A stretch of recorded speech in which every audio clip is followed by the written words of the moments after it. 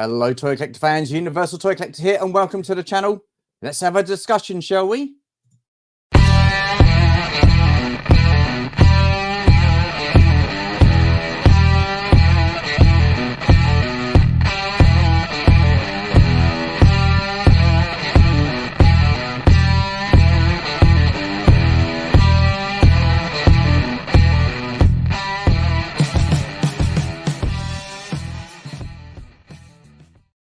Yes, hello everybody, and welcome to the Discuss Livestream, where we invite guests onto the channel and discuss a certain topic. Luckily, we have a topic to discuss, and we have guests to discuss those topics with. So before we get those on, let's just have a look and see who's in the chat. So we've got Gap After Dark. Hello, bonjour, Etel. Hello, sir. How are you? Nice of you to join us. We've got another one by Gap there. I have no idea. Waxing We all like a bit of waxing, don't we? We all like a bit of waxing. And then we have, are we going to talk about the bearded lady on the screen? No, absolutely not. No. We have Rolando Flores. Hello, sir. How are you? Nice of you to join us. Thank you very much. And we've also got Martin from a long time ago. Hello. How are you? Well, that's it for the chat at the moment, but that's okay. I'm sure people are joining. It's early days. So let's get our guests. Oh, what's this? Along the people saying hello to each other. Yeah, let's get our guests on. We have Paul, Steve, and Rob, also known as G.I Joburg. Hello, how are you? Hey. Okay, I've started talking, so hey, it's Stu. Yeah, I'm good. Thanks, man. How are you? Good stuff. And how's the rest of you guys? Happy to be here. Happy to be here. Absolutely. I've got some delicious coffee, so I'm very much ready. Keeping warm. I believe, Northern Hemisphere, you guys are dying of heat, I believe, but we're freezing in South Africa. And are you? Yeah, we're pretty warm here at the moment. Pretty warm in the UK. So in South Africa, I understand that it's a reasonable time of the day. But in Brisbane, where Steve is, it's 4 o'clock in the morning. Wow. I'm a vampire, Stu. That's early, man. I do feel quite bad. Right, let's just say hello to a few more people. We've got Jumpy in the house. Hello, Jumpy. How are you? Nice of you to join us. Ricardo, hello, sir. How are you? I did see someone else. Denzens, hello. How are you? Haven't seen you for a while. Hoping you're well, my friend. And we've got TJC. Hello, sir. How are you? Nice of you to join us. Awesome stuff. And then people saying hello. Oh, hello. We've got Jonathan Redmond as well. Hello, Jonathan. How are you? Thanks for joining us. Much appreciated. So, guys, the last time I spoke to you was in March, which was the 24-hour charity live stream. Since then, a lot has changed. I've got a bit of a beard now, so this is my penance for the rest of the year. So this comes off on December 31st. So I just want to say a massive thank you again for you guys taking part in that. That was so cool, and it's always a pleasure to have you on the channel. So thank you guys. Awesome yeah, stuff. More than welcome. You're going to look great for Christmas, I think. You're going to make a really good Father Christmas. I know. I'm working on putting some weight on as well. So yeah, you can just get a suit. It'll be fine. Don't take the role. Yeah, well, why not? I need the money. So yeah, I need a little bit of extra dough coming in. Get on the street corners of the bell. Yeah. Well, why not? I could do some busking, couldn't I? Get the old bells and jingle bells and all that sort of stuff. So we have got some topics to discuss. So I want to start off by saying a massive congratulations to you guys for your international backyard project that you put on earlier in the year. I watched it. I thoroughly enjoyed it. So massive well done to you guys. How did you guys find that? Just want to say hello to Hoppy. Hi, Hoppy. Thrilled. I mean, it came together really nicely in the old ends too. I mean, something that big, it is what the contributors make of it. I just kind of watch these submissions come in and do a little cutting here and there, but for the most part, it's like all the real hard work is done in the kind of the behind the scenes, just discussing it. Like they go off and make the film, and I just curate it, which is great. Yeah, I love working in that capacity. I do shoot a little bit, kind of top and tail it. As it turns out, this year no one wanted to do the opening chapter and the finale. So was it? Well, actually, that's not entirely accurate. The opening was all me, but the finale, a lot of that, the heavy lifting anyway, was done by a fellow in the Netherlands called Mark. Okay. There's all these cool like monster toys, and he also does like dioramas made out of cardboard. Very creative stuff, very artistic.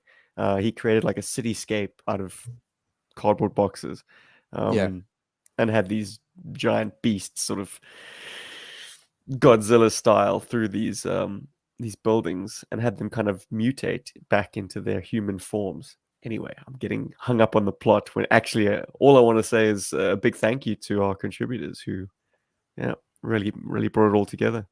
Yeah, When I spoke tons to of you guys, people. sorry, go on, Rob. Sorry. I was just saying, tons of people responded this year, and Stephen opened it up to public as well to kind of add like extra action scenes and things. And so many people just came together to help make the thing what it is. It just gets better year on year. So I was going to say, when I spoke to you guys in March, you all seemed quite laid back about it and quite, chilled and stuff like that. And it is what it is. It'll be fine. It's blah blah blah. was you really thinking that, or is putting on something like that? How big a challenge is that to do, and how much work goes into that behind the scenes? I think it's down to the enthusiasm of the people. Thankfully, we have regular contributors, people that absolutely love doing International Backyard every year. And they just need to be told, like, get started, get doing it. And as Stephen said, on our end, it's just coming need up to be with told. a story. Yeah, they just need to be told. Basically come up with the concept. Like, what do we want to tell? The story we want to tell this year, break it down. And then it's just up to, just to advertise it enough that the people that want to do it are happy and ready to do it, essentially. Obviously on our end, yes, there's a lot of other things that does go into it. I know Paul does a lot of the composing, and obviously he's very communicative as well. He loves chatting with all of the Joburgers, the Berg Force, as we love Berg Force, yeah. Although I think, to be fair for this one, Steve, because you were like, you were in the driver's seat for quite a bit of this one, well, actually the whole thing. Yeah, man. Like, how rough was it for you this year? Like, you kind of mentioned on it earlier, but were there any moments where you're like, oh, You've jogged my memory, Stu. You've jogged my memory, because I think after our conversation on the live stream on your marathon, that's when I sent out the briefs. I was like, oh, better get moving on this then. I've set the challenge for myself by publicly announcing it on Stu's marathon. But all told, I think we had too much lead time almost, because I sent out the kind of the briefs to the contributors in March. Like, that's very early to be starting something ultimately for August, I think. Or no, for July. 6th of July, that was our date. So I was actually sitting with my kind of sections completed for well over a month. I'm like, come on. You're jumping at the bit. Yeah, send me your stuff, guys. I'm ready to put it all together. Hey, Delvian, thank you for joining us, my friend. Cheers. Do you guys work on quite a tight schedule then? Because I know, because you've just said, Steve, that you sent the stuff out, like, too much time. Yeah. Do you like working on a shorter timeline? What I have learned, Stu, is that whether you start things off 4 months ahead of schedule or 4 days ahead of schedule, you will still get people kind of like dropping their submission last minute, like within the last 24 hours. So there's always a crunch. Did you have that this year then? Yeah, maybe. Minutes before it has to, go up online. It's like he's like, oh, I gotta re-export it again. Like, someone's literally just giving me something. I put that last little puzzle piece into this entire thing. I could scrub over it. Is the audio fine? Yeah, sounds okay. Let's just pause music underneath this and export it.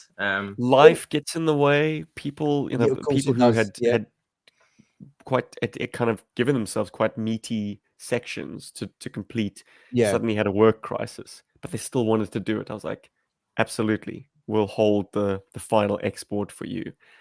So I do it to myself, Stu. How long does it take to edit all together, then? Herding cats. It's shorter than doing, the primary edit is done by the contributor themselves. Before they kick it over to me. Any trimming that I do of their piece is just basically if there's a pacing issue, like if if they want to make their piece quite contemplative, and I'm like, Yeah. this ain't a time in the shape of the film to have these long, drawn out, like held shots. I'm like, no, trim that. So I just make sort of decisive decisions like that. But the primary edit is done before I get it in hand. So it makes things an absolute delight to just like slot them in on a timeline and be like, that transitions quite nicely. So you don't give them actual timelines, and you don't say, right, you've got a 5-minute slot, a 10-minute slot, and this is what I need you to do within this, or do you just give them the free reign to film as much as they kind of like? Depends. I mean, on this project, I think I needed to give people the time, like essentially they needed to be their own policeman on time frame. Yeah. Typically these chapters would need 5 to 8 minutes to be told adequately, I'd say, and people stayed within that. So it's okay. Well, with a few exceptions, but it's okay. Yeah. I'm the one who tends to like want to give it a time limit because just from my experience working in what I work in, I find that like when you have limitations, it forces you to be quite concise and quite like focused on what you're trying to do.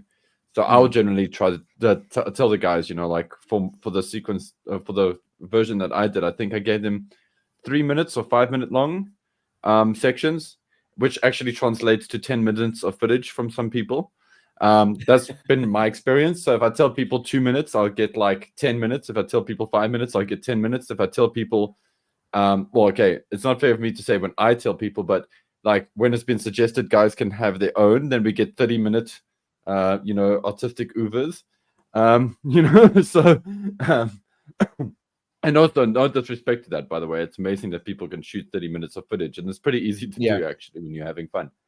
But I've just found that I get the most out of people when I give them like a bunch of restrictions, and I feel like, and I do that because I do that to myself as well. I try to tell myself, when I'm sketching or whatever, I'm only allowed to use this pen, or I'm only allowed to use 3 colors, or when I do the reference, I'm only allowed to paint shadows in. So I try to give myself these artistic boundaries to try and be more creative, which has kind of, which has ended up in mine being incredibly like goofy and mad. So that's not to say that the latest one didn't have that. The latest one had some very cool like madness in it. We had an appearance by Pikachu. A surprise. We did. But and I think I said this on our wrap up as well, but I want to echo it here for for those who have never seen any of the G.I Joburg play motions or international backyards. I've got to say, in terms of execution and polish, I definitely think our most recent one, Demons, is probably the most polished and probably like the best representation of the international backyard if it's I'm going to say weaponized correctly, if it's like kind of handled very well. Stephen likes to, like as he mentioned earlier, he likes to get in there with the guys, have these conversations, brainstorm, get ideas back and forth. For me, I just like going, hey, those are your toys, go and play in your corner, knock yourself out. I don't want to be control-y, Mr. Control-y. Not that I'm saying Stephen is. I'm just saying, for me, I don't want to go and dictate a narrative or whatever. Yeah. No, you're not being dude. But and it ended up being what it is. And yeah, I got to say, Demons is damn impressive, and it's cool. I can say that because I didn't do much to it, so it's cool. Oh no, I watched I'm not it. like sitting there going. I agree with you, Paul. I thought it was absolutely brilliant, and I love the way it all comes together. And I like the fact that you have got people from all around the world chipping in and taking part and putting their bit into it. And I think that's pretty cool. So I like that for it in itself. As far as the international backyards go, this is how many have you done now?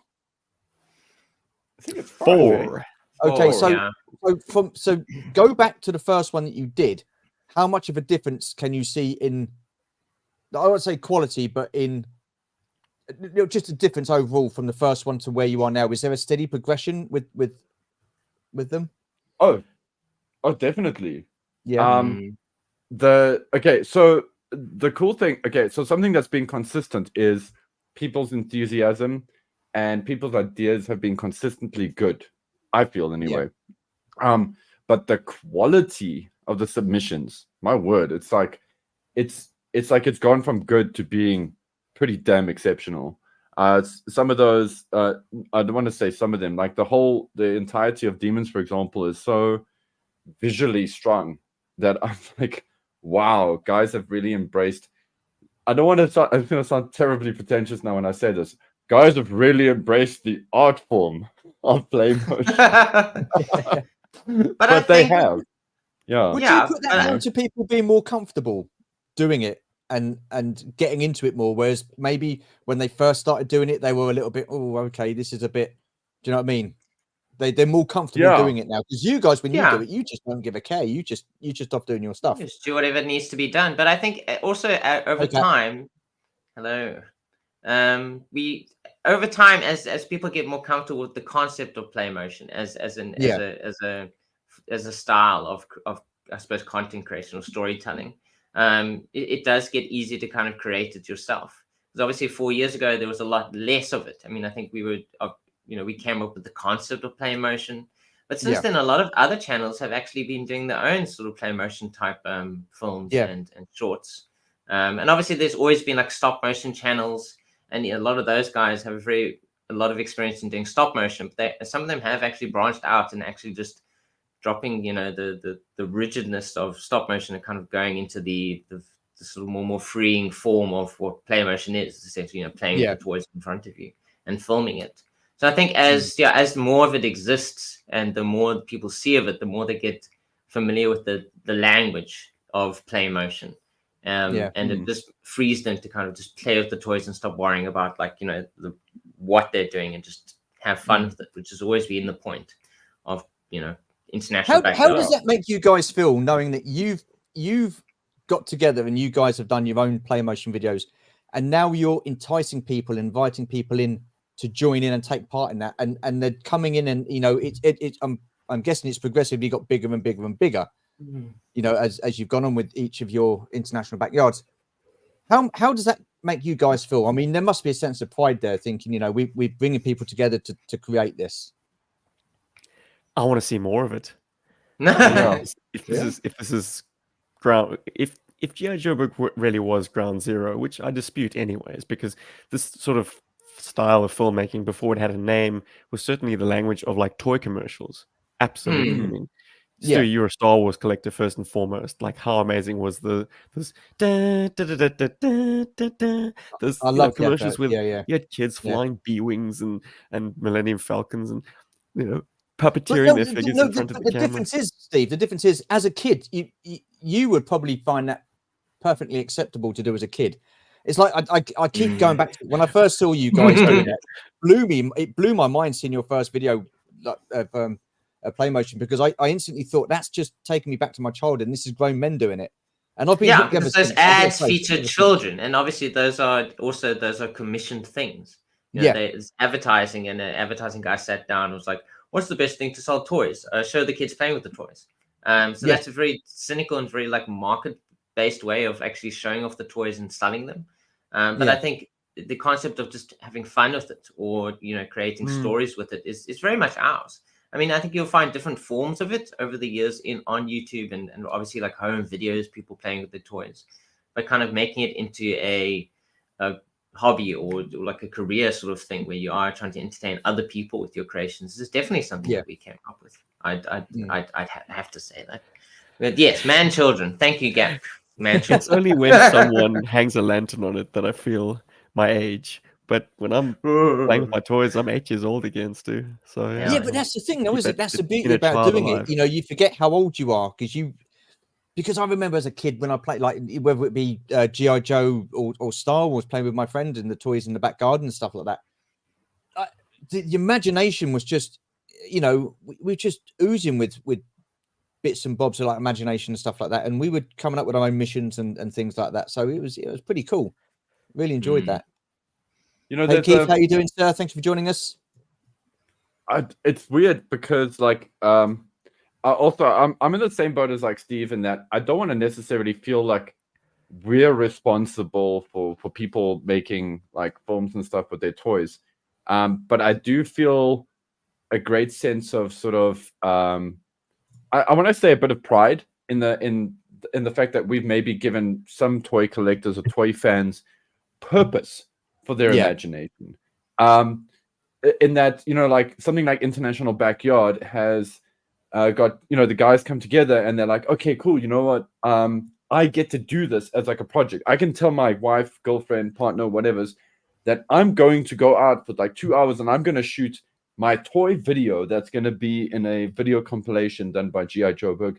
And that gives that person purpose. Or when that person goes out and goes and buys toys for themselves, they can like look at a G.I Joe or a figure online and kind of be like, you know what, I actually want this for my play motion. It's not so much just about, oh, I must have this.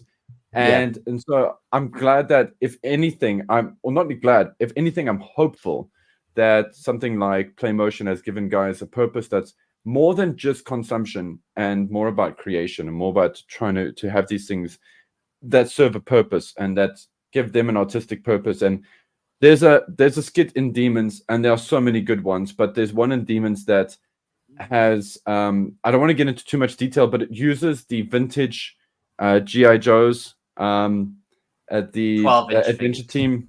Yeah, the 12-inch adventure team, real hair, kung fu grip. And you look at that, the eyes, you look at that scene and that segment in Demons. And again, I don't want to spoil it. I'd rather entice people to go and check out Demons. And you get that story beat from there. And you're like, wow, this guy, yes, this person is communicating the story through the medium of like using action figures in front of a camera. But hey, man, give this guy a camera and a small crew and get him to shoot this with like, you know, living actors. And it's amazing. And maybe that's a skill that he never realized he had before. But because he was given the idea to do this with toys, it's kind of sparked something. And yeah, there's a he utility works as to an it electrician in real life, but I would say he's got better acting chops than I could ever lay claim to. I mean, he gets these dollies to perform convincingly with believable three-dimensional characters. I'm constantly impressed by how good the storytelling is. Just people out there playing with their toys. Like, which wow, I think is great. I wish I played with you in my childhood. Wow, the games. Before we carry on, can I just yes, Gap? I do give out spanners. Unfortunately, I don't think any of my moderators are in at the moment. So after this live stream, sir, if you want, I will give you a spanner and you can be a moderator for me as well. So there you go, Gap. There you are. You did it. Promotion. Yeah, sorry, guys. No, I was just going to say, I mean, like Stephen always says, like the whole making of the videos and whatever I was playing motion, it's just an excuse for us to just play with our toys again, you know? And it's nice that it creates an excuse, as it were, for other people in the world to play with their toys, you know, just kind of like reconnect with, you know, being a child again and just having fun and enjoying themselves. And I'm glad that we are able to provide that excuse. I think, you know, Paul kind of like, you know, explained it like, oh, I'm going out to put, you know, create a video for this channel and I'm going to be featured on there. You know, like it's just very elaborate way of just being able to get out of the house, have some, you know, me time and just enjoy the toys that you've been collecting over the years. Yeah. You know, play with them. Don't just consume them, as it were. For sure. Okay. So I'm just going to be, where is it? Add as a moderator.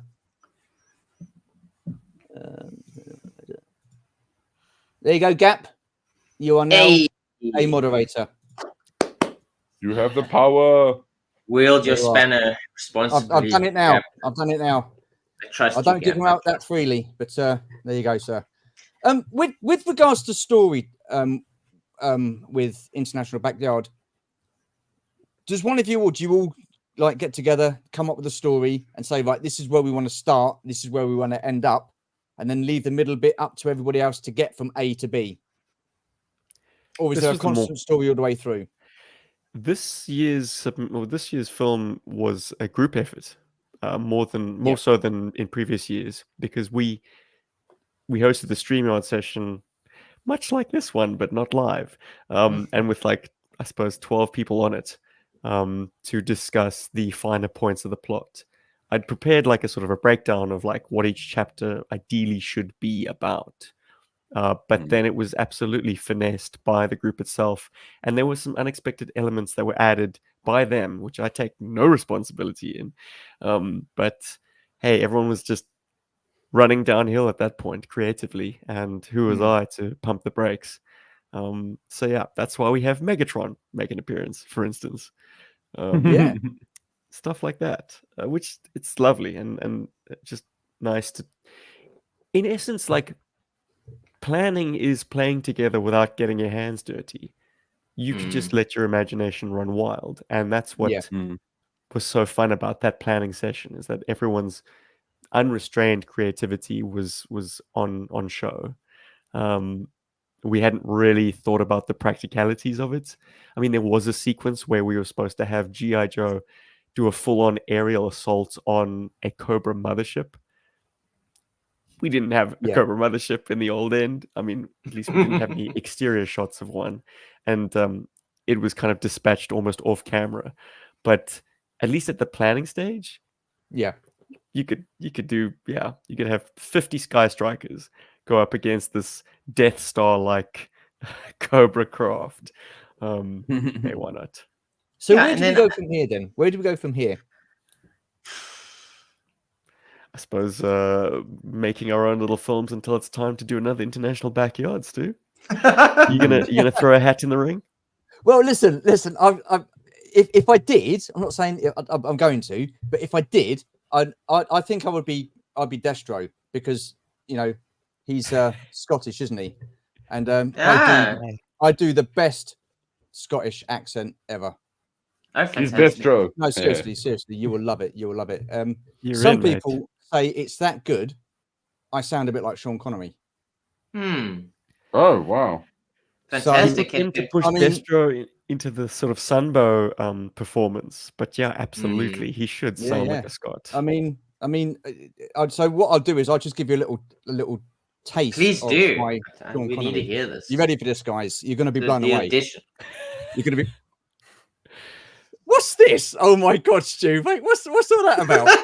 What's all that about? I just want to say good morning to Trenton. Hello, sir. How are you? Thank you for joining us, my friend. So this is my Sean Connery. Yes. There you go. It's brilliant, isn't it? Shaken, not stirred. But if because he has a lot of dealings with the Baroness, doesn't he? So you can integrate the yash to Baroness. See, it works. It works. So, this is brilliant. There you go. There you are.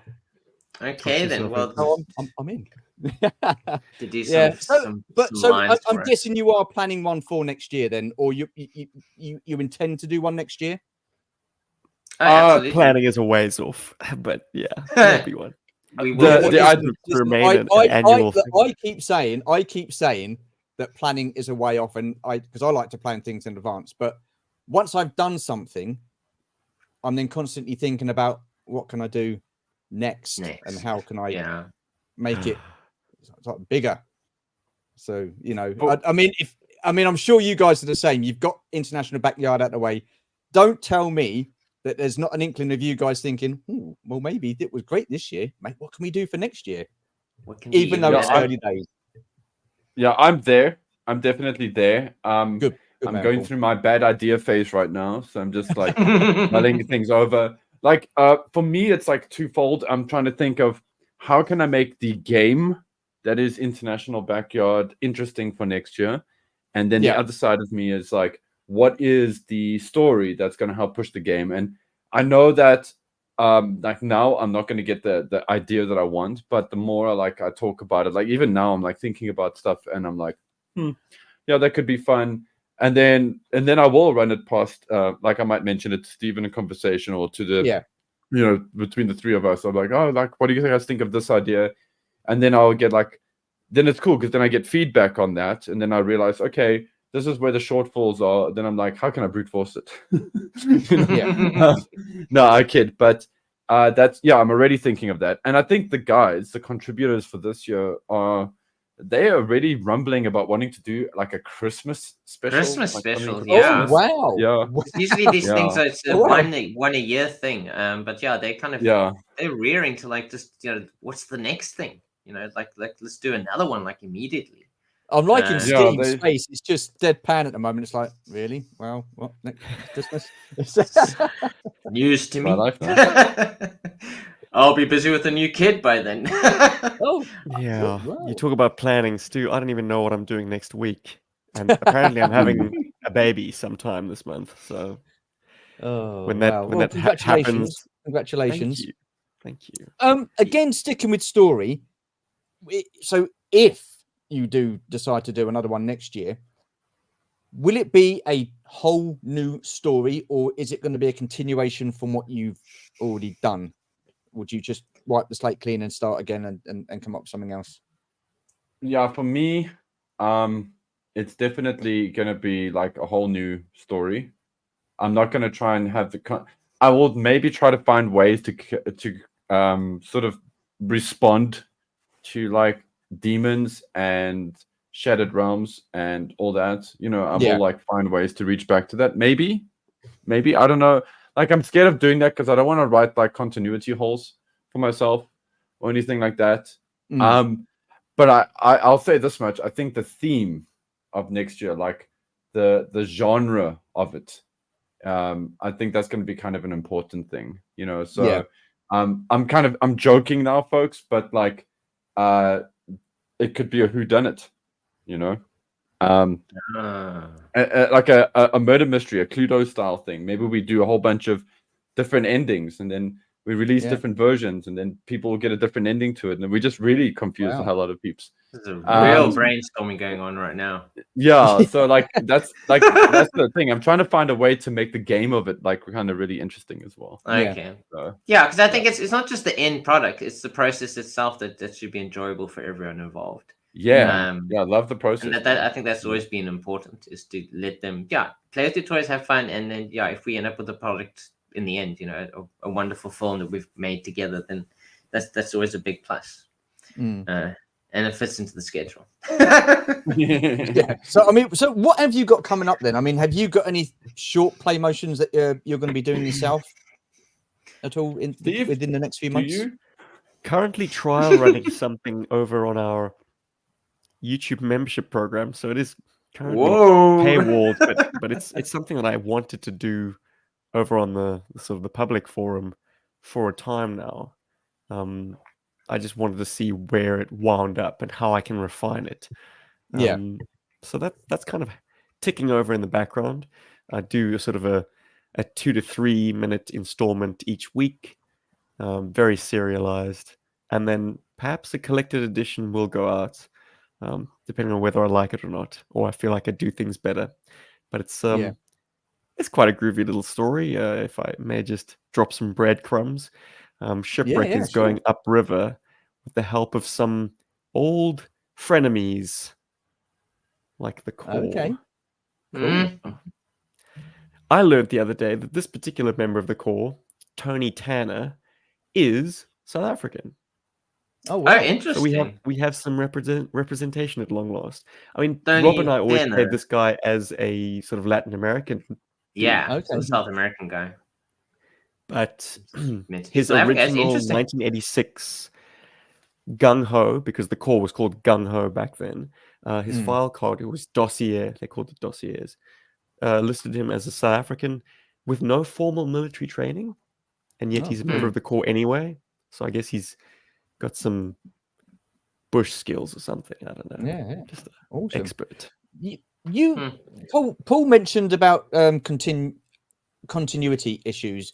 Is that why you guys don't do like a kind of like a long running series? So you start off with like episode 1, then you go episode 2, 3, 4, 5, and then keep that same sort of like storyline. And I mean, is that, I guess that's too difficult to do? Is it something that you'd be interested in doing? Prohibitive on viewership if each story needed to. I mean, between our internal play motions, there is a slight continuity. But nothing that would bar someone from picking up and watching. Almost any episode. Yeah, it's kind of like I think with if we comic released books, episodic, you know? it would also put us on a bit of a tight work schedule. Like I don't want to be like one a month for the rest of my life. It's like when I feel inspired, I'll make. No, something. it doesn't have to be like one a month. It doesn't have to be like one a month. You know, you can have like part one, then like a few months later when you get the time Yeah. to just come in and do the second part. Or is that something that you won't entertain? That it's just easier doing one off and then starting afresh. I think with play motions, it's like whenever we want to actually put something out that feels it needs to be put out. Our primary form of sort of content is our podcast, which was previously just on Podbean, but now it's obviously become a live stream that we do every 2 weeks, and then every second episode is kind of like a pre-recorded thing where we currently are discussing different toys or figures that we all own as part of G.I Joe. So that's kind of our scheduled content. While with the play motions, it's kind of like when we want to put it out, a play motion will come out. We've never felt that we need to keep it regular, even though everyone who watches our channel is always like, when's the next play motion? When's the next play motion? So, I mean, there's obviously pressure there always to like make the next thing. But somehow we've... don't feel pressured, guys. Don't feel pressured. But when are you doing the next play motion? I will be in Cape Town at the end of the year with my staff, my appy, my crew. There you go.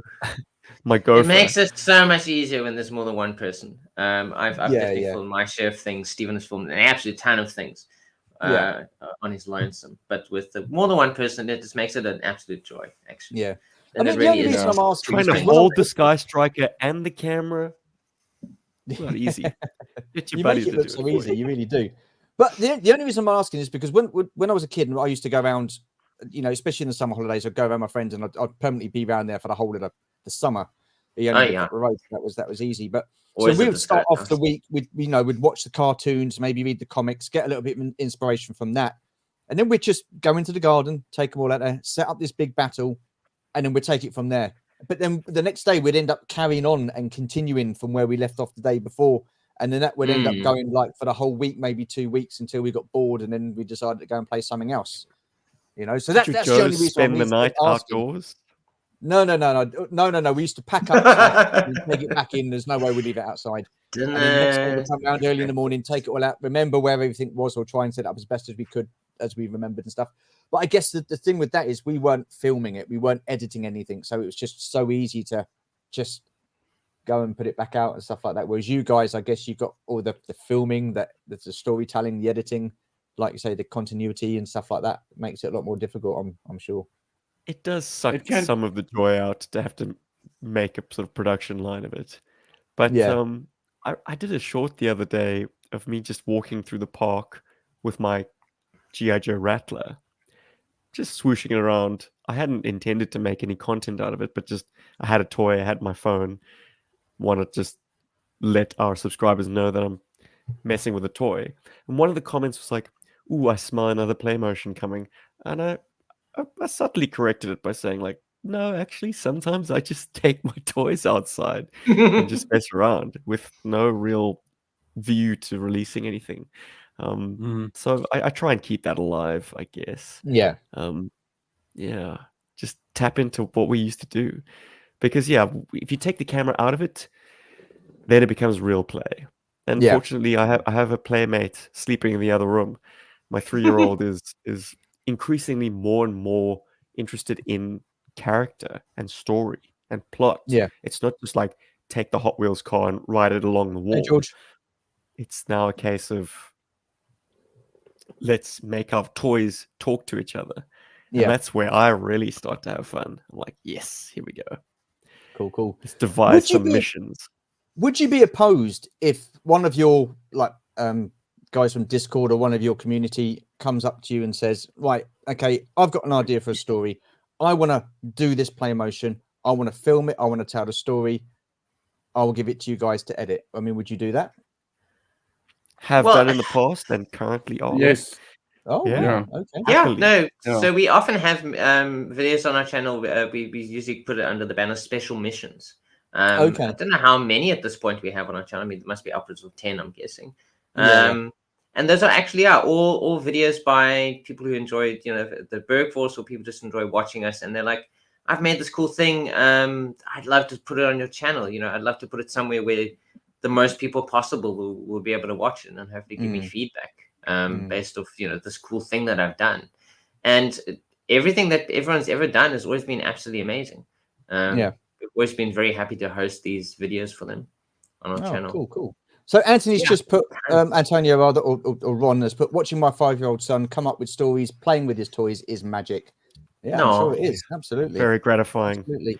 True gift. So we've kind of touched, we've touched on the subject of play motion. Now, the next topic I want to bring up is, I mean, we touched on it briefly because I watched one of your podcasts.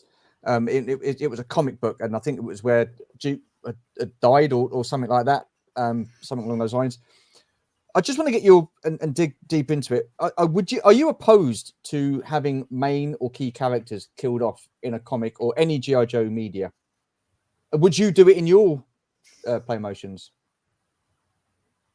I wouldn't, because part of me also acknowledges that these are Saturday morning cartoon characters. Yeah. Like, I don't know. I want Joe's to I want there to be stakes, and I want it to be fun and exciting, but I also, in many respects, want to keep the dream team alive. It's like I never wanted to ever watch Luke Skywalker die, or Princess Leia die, or Han die. I wanted my heroes to remain immortal. I didn't want to see their end. So in much the same way, I never want to see Scarlet or Duke or Snake Eyes be killed. No, that's me. I don't know. I don't speak for G.I Joburg. I speak for my own personal storytelling desires. Yeah, that, like, the good guys do win and they all come home. Paul, Rob, what do you guys think? I like it when you kill important characters. Like, I'm very much a fan of kill your darlings, because what's the point of having stakes if you know that your characters are always going to survive them? Like, there's a place for that, and Steve mentioned the Saturday morning cartoon kind of space, and that is where you need that. I feel like it's comforting to be able to watch like Transformers or the Sunbow, G.I Joe, or whatever, knowing that none of these characters are really going to die, but because your excitement levels, like how they're going to get out of this. But I do like it when a character can be killed, when they do become fragile, when you can take them off the board, as it were. Like, I like that, because you've got a roster of how many G.I Joes, but they always focus on, like, 5 to 12 key characters all the time. And they never let those G.I Joes come in and actually take up the space, that respective space in the team, or live up, to who they are. For example, Duke being alive, just a thought, like, if you have Duke going on for as long as he is, getting out of it anything, you never really get a chance to let characters like Stalker shine, for example, or I'm a big fan of death, and it's I'm not a big fan of death. Like, I'm not like, oh my God, I love death. I'm going to write some music about it.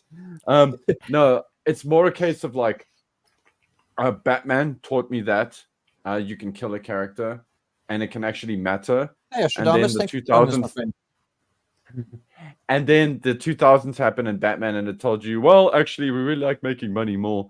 But I always remember when what's his face, Jason Todd, died, and that for me was always like, what? Hold on, a Robin died? Well, that sucks. Like, okay, so, like, are they going to replace the Robin? Like, is Batman just going to, like, give the costume to somebody else? Like, that was an interesting thing. It put you in that mindset. And even IDW, props to IDW for this. They killed Lady J. Wow. I mean, just to mention, but when they killed Lady J in the run, I was like, oh, well, bastards. But by doing that, they made the bad guys that did it, they elevated them. They made them even worse. They made them more ruthless. And I love that. So yes, I'm all for killing characters. And even if you don't want to kill them in your main continuity, explore the idea of them dying in like a split continuity that's got like a limited series or something. Like I think it's important that we need to learn to accept the circle of life in storytelling. And unfortunately, modern storytelling doesn't allow for that, because it's always forever like it's universe 61845. We'll just throw in another of the same character or something. We don't get to embrace death properly, I feel. So TJC's put the original Battle Action Force often display people getting killed or badly injured. Great art too. Were they main characters, TJC? Were they main characters? And then just quickly, George Aiken put, I think the G.I Joe movies totally destroyed the characters by making bad backstories for Baroness and Duke. Yeah, I mean, come on. Yeah, I mean, they those movies rewrote weren't them. great, were they? They weren't great. I mean, Terrible. Paul, I've got to agree, Paul. That is a very interesting take, because, like you say, you watch these movies and there's going to be stakes, but you just think, okay, the characters are safe. They're not going to, because I don't think people like taking risks. I mean, I think it was back in the day with Dr. Mindbender, and quite a few characters died of botulism, didn't they? And I think wasn't Doc killed as well in the comic, the original comics? Oh, a whole bunch of characters. Doc, yeah. DJ So, I mean, as well. The whole battle action, the whatever they're called, Battle Force 3000, they got killed. Quick Kick died. Yeah. But never the main characters. I think. But yeah, I think obviously both their points of view are quite appropriate. It just depends on the genre that you're telling your stories in. Yeah, true. Absolutely. I mean, I do enjoy it when you can kill a character, but it has to mean something. And if you do keep killing characters, it really does mean nothing. If you're constantly just killing this guy, killing that guy, it doesn't add anything to the story. Yeah. It's to be able to give another character a chance to shine. But it is nice to have new characters come to the fore, and to tell those new stories and new things. Because as Paul said, the G.I Joe roster is huge, and there's just so much potential in all these characters that we've never explored. And I feel like after 40 plus years at this point, I mean, surely we've told all the stories we can with Snake Eyes. But then again, I say that, and my mind instantly goes, we're still telling stories about Batman. He's been around since the 40s. True. So there is a medium for Snake Eyes. There's a place for killing and not killing characters.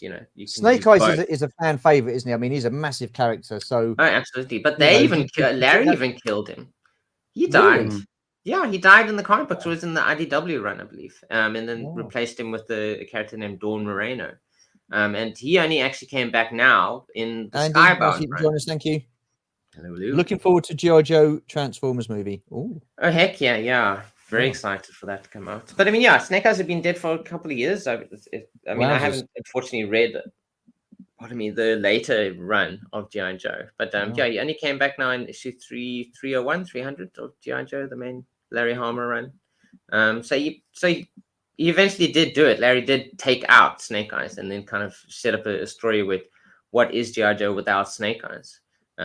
Not much, because he had to replace him very quickly with another character. I guess. Jesus must return, bro. Sorry. I'll just get to Ian Sweeney's comment. Universal Toy Collector, I know it's not your favorite, absolutely not series, but the death of two apparent main characters in episode 5 of The Acolyte, that was dramatic and wholly unexpected. Was it? Was it really? It kind of, I don't know. I mean, look, listen, it was brutal. And it was dramatic, but I mean, I don't think it was expected, because I think you knew somewhere down the line that everyone was going to die. Especially based off where it was in continuity, because it's a prequel, and no one knows about what the events of the Acolyte in later content. So based on that fact alone, it has to be self-contained. Everybody who's seen this guy was going to end up. It's kind of like the syndrome. So they did Star Trek Discovery, which was also a prequel, and they introduced the concept of a spore drive, which is a technology that allows a starship to instantly travel anywhere in the universe. The Redcon device. And unfortunately, yes, this was a prequel, and you already know, canonically that technology does not exist anywhere in Star Trek beyond that. So by the end of the show, they had to come up with okay, geez, what are we going to do with this? Oh, they were just ordered never to talk about it ever again. And that was the end of that. And it's just it is difficult to kind of work your story into a pre-existing thing in that way. I tell you what was unexpected, and I don't want to like harp on too much long about this, but the death of Spock in Star Trek 2 with Rafa Khan. I was like, what? They just killed off Spock. You know? Oh yeah, I know that was completely I was like, wow. But then they brought him back, so there you are. So that was. I believe Leonard Nimoy did not want to do another Star Trek film after the motion picture. Yeah, and the only way they could convince him to come back was, okay, in this one we're gonna do Spock's death. Yeah, so you get to do your own death scene. He was like, okay, I'll come on one more time for that. But then they brought him back for 3 seasons. He must have had the shock of his life watching the sort of the final screening, or maybe it was at the premiere where they do the sort of the scene on Genesis of like the torpedo tube and like the little pull out. Or maybe he knew it was coming and he was like, oh, you bastard. Well, I mean, the production companies, we have to leave it open for the possibility. And maybe just seeing himself, his character that, you know, that he made famous, that made him famous, just on screen, just kind of made him change his mind. Because, I mean, I think he famously wrote a book, I Am Not Spock. And then years later, then he kind of wrote another memoir, I Am Spock. So he kind of came around to accepting that, you know, like, this is the most famous character. I will always be known as this guy. And I need to accept that. And I think since 3 onwards, you know, up to the 6th movie, he was all in. He helped. Did he direct 3? Greatly. I think he did. He did. Yeah, it was 3. Yeah, he did direct it. Yeah. That's how they got him back for number 3. Bigger paycheck. You can direct this one. There you go. You get to call it. And then Shatner was like, wait, you get him to direct before I do, but I am the captain of the ship. Why can't I direct my own movie? And then they gave him, I think 5 it was. It was 5, and that was got to be the worst one out of the lot. I think that was absolutely horrendous. Absolutely, we're breaking the barrier into the center of the galaxy. What's inside it? We will build. All over himself. Kind of needed though, because he was so. Absolutely. But think about, like, if you take Spock's death, for example, it's a death that is often sort of troped in popular culture. Everywhere. Like, it's often referenced, and it's a tropey thing, but you're like, but why? Because it was impactful. It made impact on people. It's like, people are not sitting there going, oh, he came back. They're not thinking of it like that. They're like, wow, his death meant something to me. And even the way he comes back I thought was pretty cool. Like, he kind of earned that in a weird way. And also, dare I say it, Optimus's death in the Transformers movie. I mean, people still go on about, like, you know, that being this traumatic moment in their childhood. And okay, I can understand that. When you're as a child, you're living in cartoon land. I thankfully only saw the Transformers movie when I was, let's call it, I was an adult. I was 19 or 20, around there, when I saw it, and I was like, oh damn. Like, I remember going through the whole movie going, so is he going to come back? And then he doesn't, and I was like, damn. Yeah, that was at least one franchise, at least in the cartoons, I believe. I mean, they kept it, you know, like, he left, and then Rodimus became the leader of the Autobots, and then I think following cartoons did keep that up for a few episodes. They stuck with it. And then they brought Robot Jesus back, so, you know. So Ian Sweeney's put, do you remember that brilliant spitting image section of Leonard Nimoy trying to get new acting jobs only to keep falling back into Spock dialogue? Oh, I don't know. To be or not to be, that is a logical, Captain. I haven't seen that. If that's on YouTube, I will definitely be looking that up. I have to check that out. That sounds so good. But so what I didn't like, though, was the the movies. I think it was G.I Joe Retaliate, or whatever it was, the second one they did with Dwayne Johnson. Retaliation, where they've just come in and they've just blown up the whole of the G.I Joe lot. So, like, Duke's dead, and I mean, I don't know who else was there because I didn't get to see who else was actually there. But, you know, they killed Duke off and they killed a whole load of Joes off. So obviously that didn't bother them too much. But I don't think that counts really, because those films weren't great, in my opinion. No, some people might like them. I just felt I felt like that's like a dumpster thing. Like, they just emptied the dustbin. Like I know that's a very harsh thing to say, but they've written those characters badly in the first place. So now they just threw them out so that they can have other sort of slightly better written characters to replace them. Although I will say this, and, you know, like, people will say it's a guilty pleasure, but I actually enjoy those movies. I don't think they're good. I don't think they're good at all. But I No. enjoy them for what they are. But Yeah. that's just, it's weird. It's like, it's probably the same reason I enjoy Fast and the Furious. There are elements in the film that I enjoy, that I like. But yeah, and there's a part of me that always goes, that's not G.I. Joe enough. You know? Like, it's a thing. So anyway, so the question, and it's a yes or no. Let me just read this one. The problem with the Transformers movies, they killed the entire generation, one cast, like everyone got popped more or less, which is yeah, they did. They just went in hard with that, didn't they? I mean, that was what was going on. You remember watching that as a kid, and you know, everybody's like, the whole G1 lot just like popped off, and they bring their new characters in and stuff like that. And yeah, there's a way of doing things. I didn't enjoy that so much. So it's a yes or no to with you doing your play motions and killing off a key or main character. I think I know what Steve's is going to be. I think I might know what Paul's is going to be. So I'll start with you, Rob. Yes or no? Would we kill off characters? In our thing, I say yes. Go for it. Yeah. Yeah. Steve? No. And Paul? I would like to. Well, if it's 2 yeses and 1 no, we have to do it. Steve has to start. Oh no! It's just a hypothetical question. You don't have to do that at all. So you know, Stu, you can deadlock us, or you can send us down the river of death. No. What will it be, mate? No. But right, okay. So Stu, moving on. In your toy adjacent entertainment, do you want main characters killed off? You see, well, it depends who it is, really. A main character, by that I would mean like one of the top five goodies or top 5 baddies. I would probably say yeah, just to spice it up a little bit. You can never have Starscream back. Not coming back as a ghost. He's gone. He's off the board. He has gone. He's gone. He died, didn't he? He just turned to stone and crumbled after he put the crown on his noggin. Yeah, they got rid of him. So, but I mean, whether it be, I mean, look, I'm like you, Steve. I didn't want to see Han die. I didn't want to see Luke die, and I didn't want to see Leia die. I didn't want to see that. And I think the way with Carrie Fisher, Princess Leia, they didn't have much of a choice because obviously she had passed away in real life. And I think the only way to got Harrison Ford back was to kill his character off, because he was wanting to get killed off in Return of the Jedi, or his character anyway. But no, you don't want to see your heroes die. You know, main characters. I don't know. That's a tough one, isn't it? It's difficult, but I think it really it depends on the context and the meaning behind the death.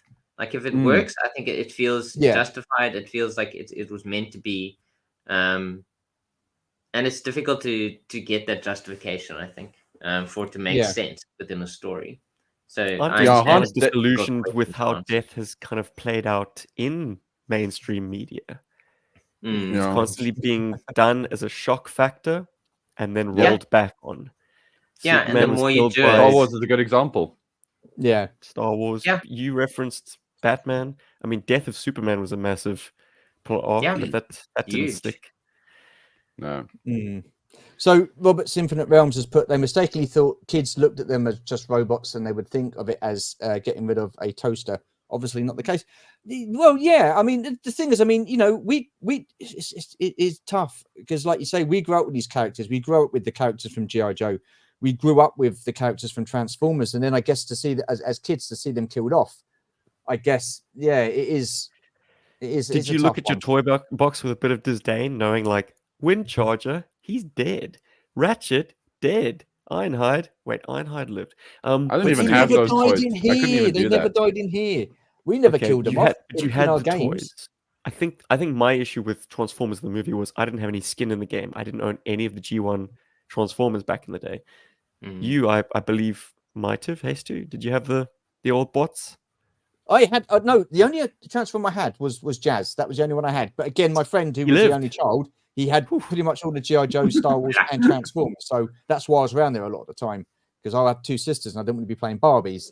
So I went around there and stuff like that. But yeah, I mean,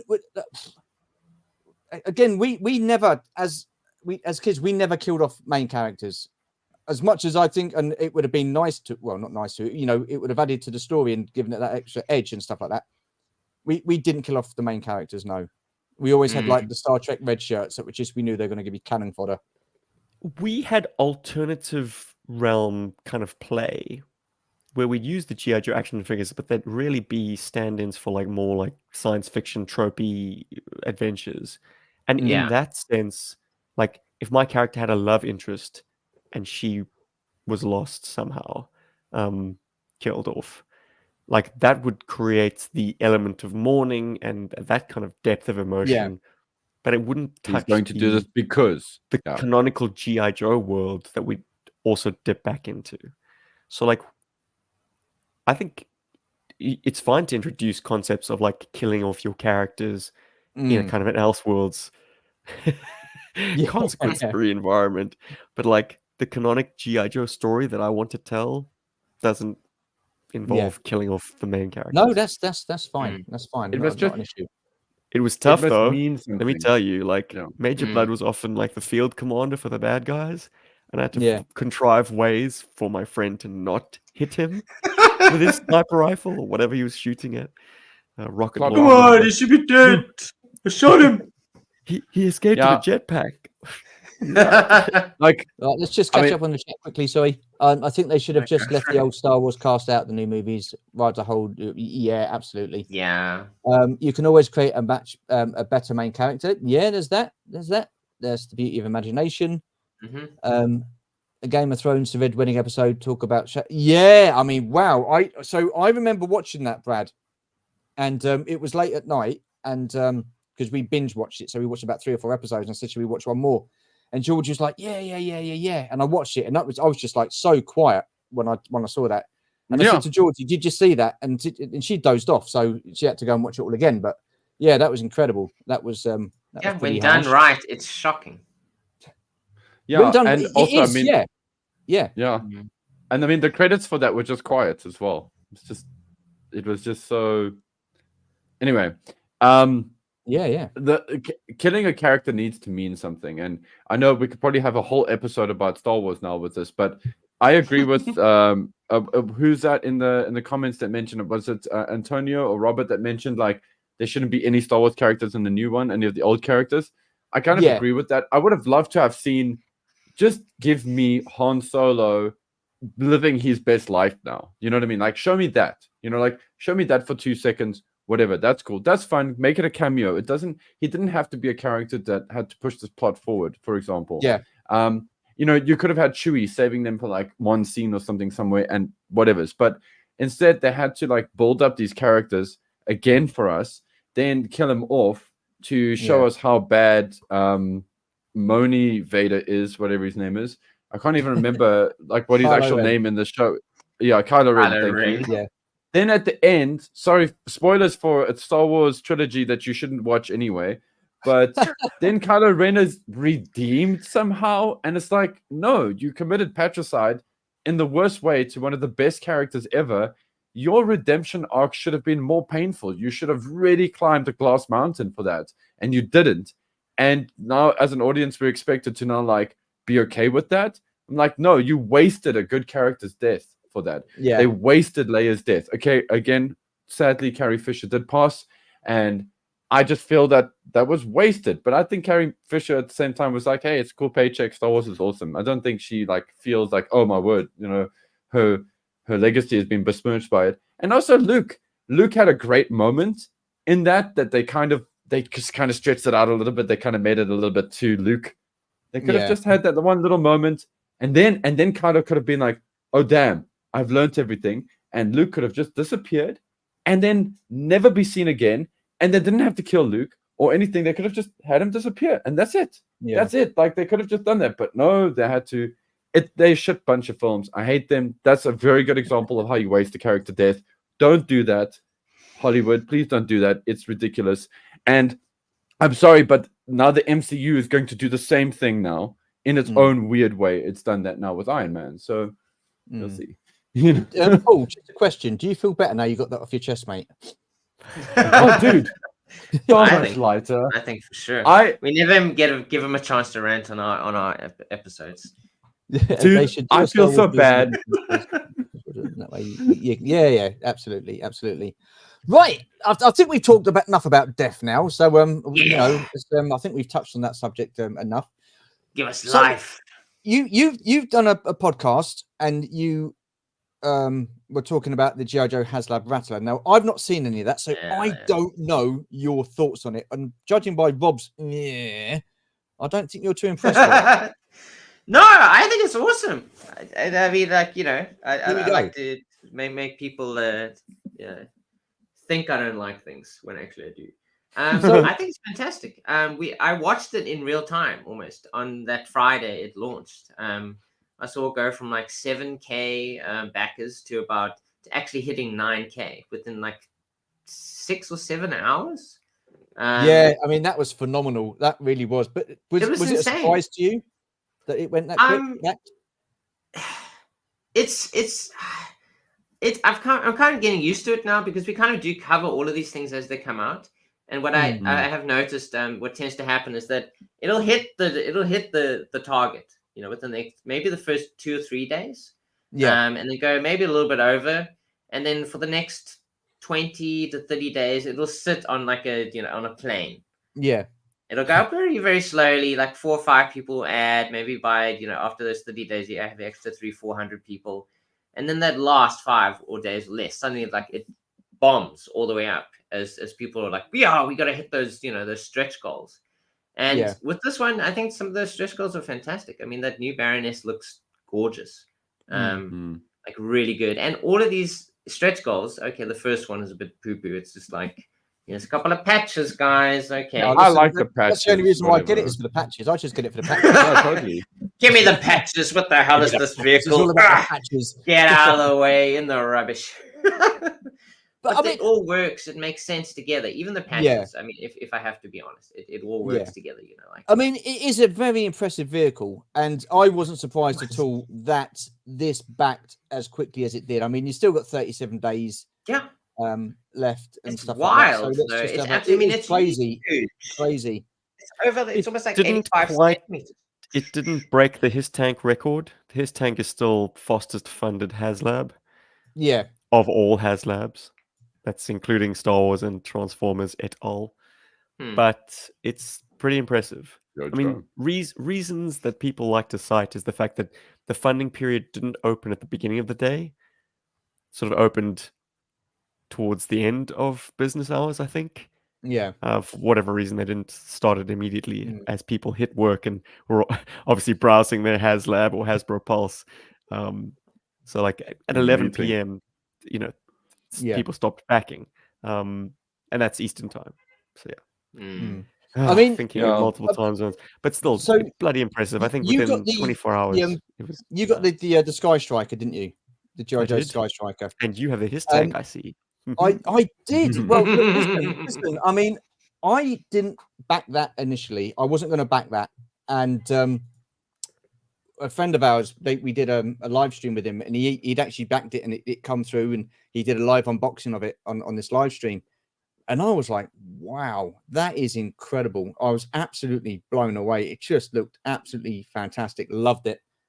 And then the old regret started sinking in, thinking, oh, do you know what? I wish I'd have got that. But then an online retailer in the UK had a few, and they were selling them, and I thought, ooh. But then the price was a bit. It was more expensive than what it was from the Haslab. So I was talking about it to a friend, Tim from Bosk's Bounty, and he's predominantly all Star Wars. And I said, oh yeah, I wish I'd have got it, kind of thing. I kind of regret not backing it. And this online store were doing it, and he said, oh, how much are they doing it for? And I said, well, they're doing it for, I think it was $450. He said, I'll sell you mine. And I was like, sorry, what?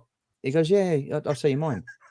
And I was like, you got one? He said, yeah. I said, what for? He goes, well, just because. And I was like, oh, okay. So we come to an agreement, and here it is. And I've got to say, I absolutely freaking love it. It is absolutely awesome. It looks great. It's got lights as well, which is pretty cool. So I'm liking that. And I've not opened the figures though. So the Carded Cobra Commander, I'm keeping on that original card back. Oh, nice. And I've not displayed the other figures that come with it, the driver or the gunner. or the Tactician. They're still in the box. I don't know whether to open those or not and display it with them. But it is a great vehicle, and I like the what else did they do? The Dragonfly as well. I mean, I thought that was pretty. Dragonfly awesome. looks really, really good. But I think the Rattler is just super impressive. I mean, just the Yeah, size. it of is. It you know? is. I mean, it's without like a almost doubt. 85, 90 centimeters wide and Yeah. long. It's absolutely huge. I mean, Stephen did this comparison on our podcast. Wow. This is hang on. actually essentially the size it will be. So this is kind of some sort of knockoff toy, I believe, produced for That's Steve's smaller head for scale. scale. It's the core. Core. Once again, There you go. Renard, our favorite G.I Joe generics. They got to it first. G.I Joe So adjacent. that's roughly going to be the size of it. Yeah. Almost identically. Wow. This is an incredibly close approximation of a classified scale Rattler, even down to the configuration. You'll notice this thing has engines on the wings. Yep. Yeah. And also this sort of H-tail arrangement. Yeah. Just needs an engine Wow. here. Sorry, folks. Yeah. Yeah, Lion King, that thing, bro. Wow. Yeah. So yeah, that is essentially what the size will be when people kind of get their Rattlers.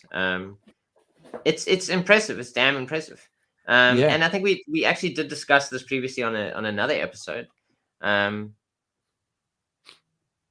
Yeah, I have seen this comment a bit in your chats, like people saying, oh, maybe it would have funded quicker 1 to 18 scale. Yeah. I would love to believe that too. I really would, but at the same time, I don't think that would have happened, because it seems like the primary scale that a lot of people are buying, whether they're actual huge fans of something or not, Yeah. is the 1 to 12 scale. That's kind of really taken over these days. The 6-inch figures. That's kind of like the scale, and it's more impressive to have a vehicle at this scale. It's more impressive to know that you can put a figure that this huge figure into its own vehicle, because this figures at this scale do not often get vehicles, hardly ever. That's why the His tank is so impressive. The Dragonfly is so amazing. It's like they actually have vehicles. You can put these cool toys in. The original G.I. Joes back from the 40s didn't. What annoys me is the fact that they did a 3 3/4 inch Sky Striker. So they did the Sky Striker as a Haslab, and I got that thinking, okay, we're going to have more vehicles in this line. Many. Yeah. You could have had the whale. You could have had the oh gosh, that would have been really cool. A nice updated version. Yeah. But no, they've stopped doing that, and now what they're doing is they're doing these G.I. Joe Transformer crossovers, which I personally don't like, because you get the carded figures with them, gaming figures, but you can take or leave them. I think it comes down to personal choice. Some of them are very cool. Like them. They're great. It's great just to be able to have a G.I. Joe vehicle that is to scale with your 3 3/4 inch figures, and it transforms. That in itself is a mind-blowing concept, even if the toys themselves aren't always the best. Jumping back though, Stu, I feel like I might be in the minority here when I say I don't want Haslab to waste a slot on a toy that exists in the vintage line, even if they optimize the features like they did with the Sky Striker. Disassociate the swing wing from the landing gear, make the cockpit details nicer, add the fabric parachutes, all the bells and whistles of the Sky Striker. I still don't think it's a worthy slot for a Haslab. Haslab should be giving you something that never existed before in any shape, like a Cobra airship, like a Cobra or the Star Wars Cantina. Hint. That I believe just funded now as well. And that's just a huge playset, that never existed before. Oppose that comment earlier about I wish they'd done Haslab for the 118 Rattler. I'm like, they exist.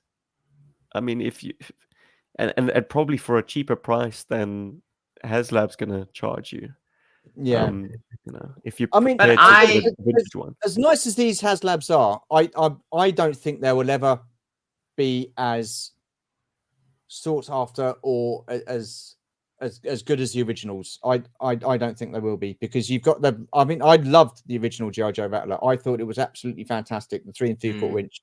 I loved the Sky Striker as well. And it was only for nostalgic reasons that I got that and thought, okay, you know, it'd be nice to have an updated model. But I mean, yeah, like a modern one that's not broken, that's never been played before. Yeah. To have that I've got an experience. Action Force one there, and it's absolutely fine. It's absolutely perfect. Mm. It's in great condition. You know, I've got a restored whale there where I've spent like 4 or 5 months just like going through eBay and getting the different parts for it and just building it up and giving it a good clean and stuff like that. Oh wow. But I can't see, I mean, apart from the Cobra airship, I can't see or think of that many more sort of like vehicles that they could have done. Yeah, it's difficult. I mean, I would love for them to make new 1 to 18 scale, you know, vehicles. But yeah, I think re-releasing things and updating them isn't necessary. Having new vehicles would actually be fantastic. I'd love brand new vehicles, and it's sad that the Skyship didn't fund. I'm sure they'll take another crack at that, though. Well, I'm sure they will. Once so the what is it, Super 7? They were they were meant to have done the big Skyship, but I feel like they did it too early. They have to do it after they launched their new 3 3/4 inch line of figures. I think then way more people will actually be interested in getting that sort of thing, and also put it at the right time as well. Don't have it compete with something else that Haslab has already done recently. And I mean, to answer the initial question is of like, am I excited about it? And you know, without you having watched the podcast, or listened to the podcast, yeah, the G.I Joe fan in me is excited about the Rattler and would love to have one. The South African me is very cynical about it because I know that I can't realistically afford it, and it's going to be a pain to bring into South Africa, and I don't know where to put it in my home.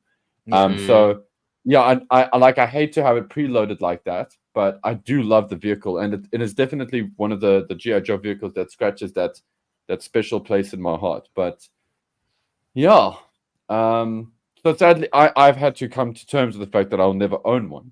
But hopefully I will have the chance to experience one at some point in the future. Just great to know that it exists. It's out there. I think they really did a really good job on realizing the Rattler in a larger scale, and it's nice because it takes what we've seen before, but it adds a lot of features to it. It comes with tons of cool lights, and there's awesome details. The fact that the wings fold upwards is both aesthetically pleasing to see that, but it also makes it easier, obviously, for people to store the vehicle as well. Because the footprint of that thing, well, what do you do with something like that, actually? When it's, the size that Stephen showed. They put lights in on the Haslabs for the classified. Why didn't they do that with the Sky Striker? Lord only knows. I guess they just couldn't be bothered. Or they thought it was too small to put the lights in. I mean, they've obviously proven after the fact that we can put lights into these things. It's really not that difficult. It's I don't know. I think the Sky Striker Haslab was a I don't know. It was a trial by fire for them. They kind of they realized there is certain things we can do with Haslabs and certain things we can't do with it. And unfortunately, at the time they were trying to push 1 to 18 scale. Hasbro was trying to do a resurgence with that, but then the classified line took off so well that they kind of shifted gears back towards that. They're like, let's give a little bit of a hand wave to the 1 to 18 scale fans, and then that's it. It's like, oh shit, we did the Sky Striker, now we might as well put it out, but don't go too crazy on this. Redesigning the I mean, I think overall, the classified line is certainly improved a hell of a lot, and the figures that they're releasing and the way they look now are a lot better than what they were when they first come out. So you've got the Night Attack Stinger coming out. I mean, that was going to be an easy reader, wasn't it? Because it's the same body and design and straight as the Vamp. So, but I mean, that was okay because we had that as a kid. You had the SAS Panther, you had the Vamp, you had the Night Attack Stinger. They're all the same mold. So, I mean, I have no issue with that. You've got the claw coming out. Hopefully, you're going to have the. I'm excited about that. The claw. Yeah, so it does look cool. I love that Classified has given all of our budget vehicles the Trouble Bubble, the Claw, like, okay, the Vampir's not really a budget vehicle, but it was just above budget. It's giving those vehicles, like, it's really letting them shine. Especially like what's the other one? The Ram. I keep wanting to call it the Ram. Yes. Yeah, the Ferret. Thank you, because I keep wanting to call it the Tiger Paw. The Ferret, like, those vehicles are really shining in Classified, I feel, because they have a lot of personality. Even the Ram has got a lot of personality, but just being a plastic motorbike, that's cool to see. I love that about Classified. So I can just imagine what owning a giant Rattler is going to be like. Sorry, just want to say thank you to Gap, and thank you for being one of my new moderators. Very much appreciated. Yeah, I think you did a good job. Have a good one. Thanks, Gap. Yeah, I mean, I'm absolutely with you, Paul. I mean, I've got myself a Trouble Bubble and a Ferret, and I love them. I think they look absolutely fantastic. And I also managed to get one of these as well. You have to excuse my good weight, kids. My little legs. There's more. Look at this. Oh, I picked one of these up as well at the beginning of the year. That's lovely. Nice, very nice. But it didn't have the hose, and it didn't have the correct seat, which I was a little bit annoyed about, because I thought it was complete, and because the guy said it was complete, so I bought it in good faith. It was at a toy fair. I went back to him and said, "What's going on? There's no back cover and no hose." So he gave me the cover for the tiger from the Tiger Paw. So I did a video, and a friend of the channel and a supporter of the channel, he went out and got me the actual hose and the cover as well. So I've got a complete. Oh, fantastic! That's very kind. This was one vehicle that I wanted to get, and it was one of the ones that I put on a list that I wanted to get last year, and I never got around to getting it, and I've got it this year, and I'm absolutely over the moon with it. Absolutely fantastic. Love that as a kid. I think the design looks absolutely fantastic. And I keep saying the word fantastic, but yeah, it's a fantastic vehicle, guys. But it is. It is. It was my first G.I Joe vehicle of all, in its Tiger Force deco. But okay, it's a handful of that's fun. where it started for me. No. It's brilliant. And then the 6-inch one as well, the Classified one. Again, I just think they're doing such a great job. I won't say fantastic again, but they're doing a great job. Let's put it that way. Guys, we've almost been going for an hour and a half. Paul, not Paul, Steve, you look beat, mate. You look absolutely shattered. He's ready for the day. Yes, get up now. Anyway, it's like, no, you enough with the compliments, dude. Daytime. Oh yeah, cool. He's ready to start the day. A little bit of coffee in him, and he's rearing to go. The Ferret, I have 5 of them. I mean, 6. Wow, yes. I mean, George has got a massive collection of G.I Joe stuff and actual force. That's amazing. Awesome. It's pretty cool. But yeah, I think the Rattler is fantastic. I all the best to anyone who's able to own it. As Paul said, we as South Africans and with low budgets, not enough money to get it. But I hope people who do get it love it, because it looks fantastic. Now you got me doing it too. Everything's fantastic. Oh, I'm sorry. No, but I mean, you got it dirty dancing that thing. Like if you're doing a play motion of that and you're running around in the park, you've got to you're gonna have to go crazy with that thing. You're running with it. Time of my life. Then you trip, you fall, and there goes your $700. I have to say, as great as this Classified line is, I think just for sheer nostalgia and love of it, I really do like the original G.I Joe stuff. 100%. Oh yeah, that's where it really is. Nostalgia adds a lot to it. Of course it does. Obviously, it's also nostalgia. I think that also does drive the sales of the Classified line. On top of how good they have become in making the toys, and adding to that scale. It's not fantastic. It's awesome, Rob. What a time to be alive, guys, because G.I Joe has kind of adopted this 112 scale, and immediately 112 toys started adding vehicles into the world. I mean, G.I Joe collectors are vehicle players so baked into the concept of G.I Joe. I mean, the groundswell of popularity behind Classified scale brought with it this new need for cars, trucks, jeeps, buggies, missile launchers, planes, boats. it's a whole new world, and like people's space budget is now going to be the limiting factor more than anything else. Maniacal warlocks. Skeletor. Yeah. I mean, the 1/12 scale was never designed for vehicles to be having the starring role. Like the starring role was the more articulation, more detail, more accessories.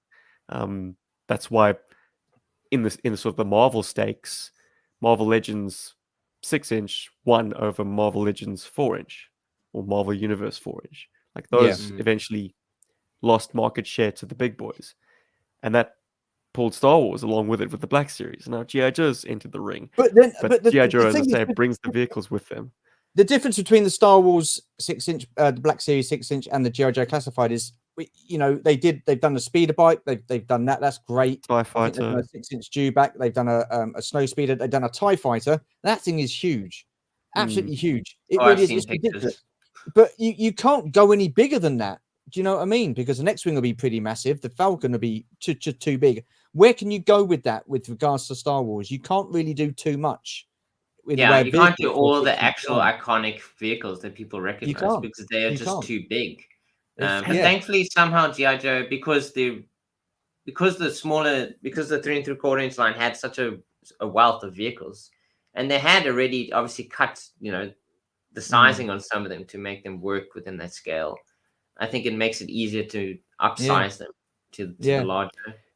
I mean, it's I'd love an interesting to see debate to have that Star Wars, while it did introduce the Black Series 6-inch scale, the primary focus will always be the Vintage Collection 118.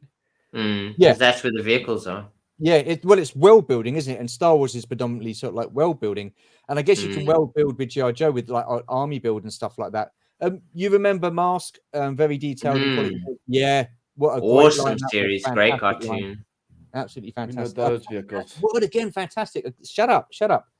But going back to Classified, I mean, I'd love to see like a 6-inch Classified water moccasin or an AWE strike Jeep. Do you know what I mean?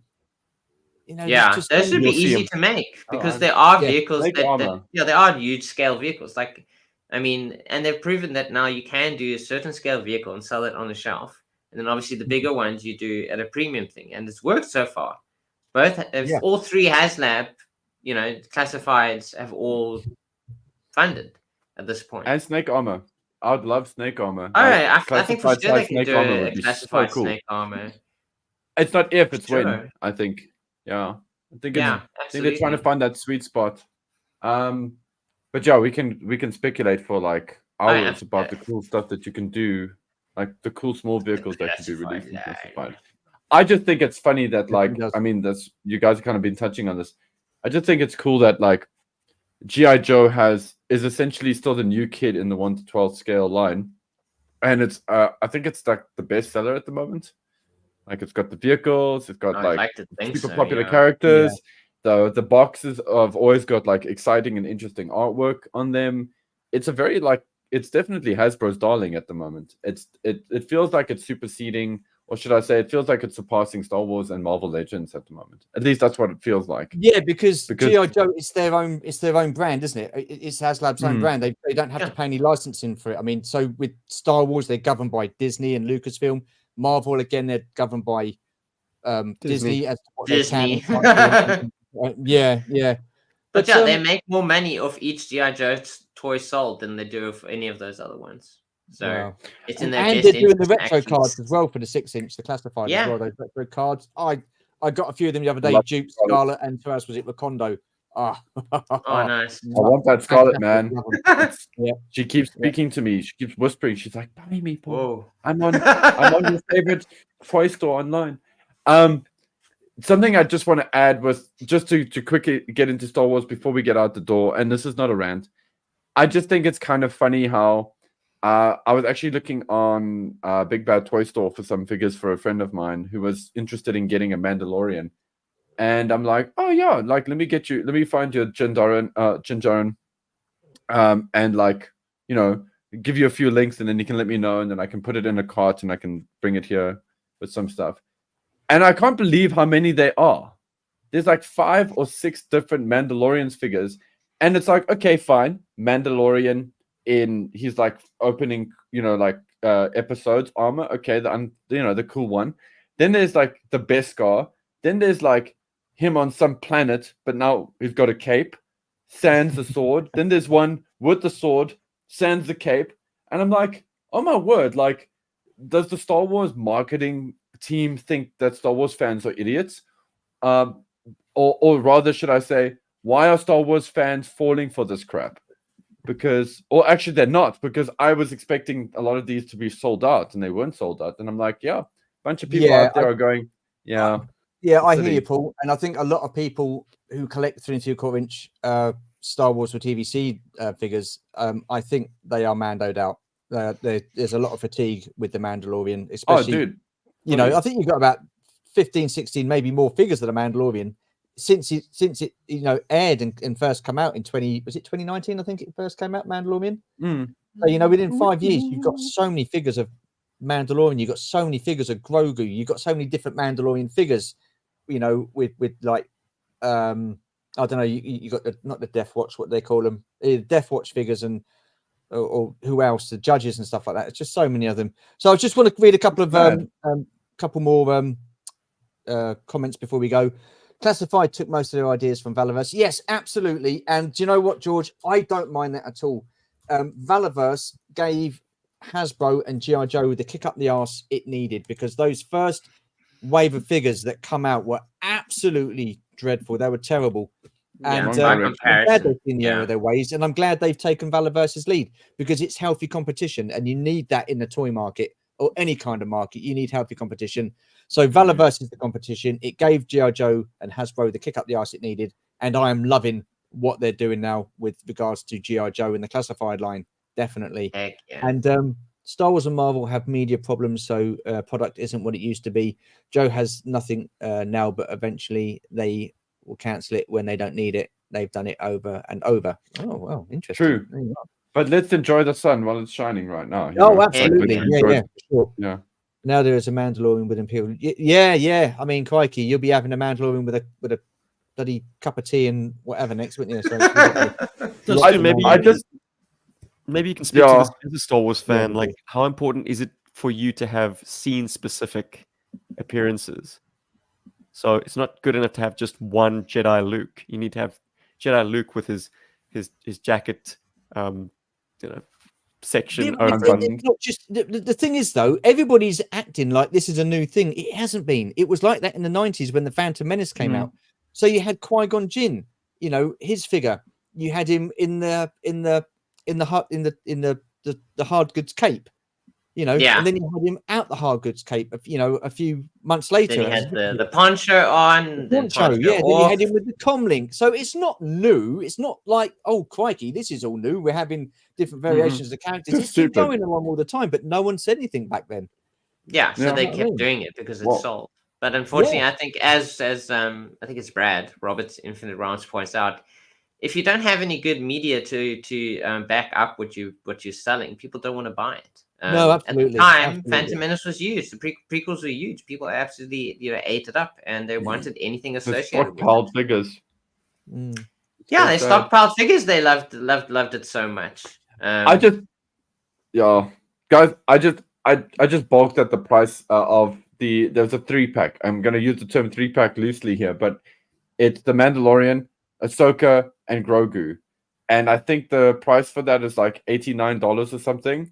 But Mando is $25 and Ahsoka is $25. So it's 50. Oh no, so $40 for a tiny little baby Yoda. Right?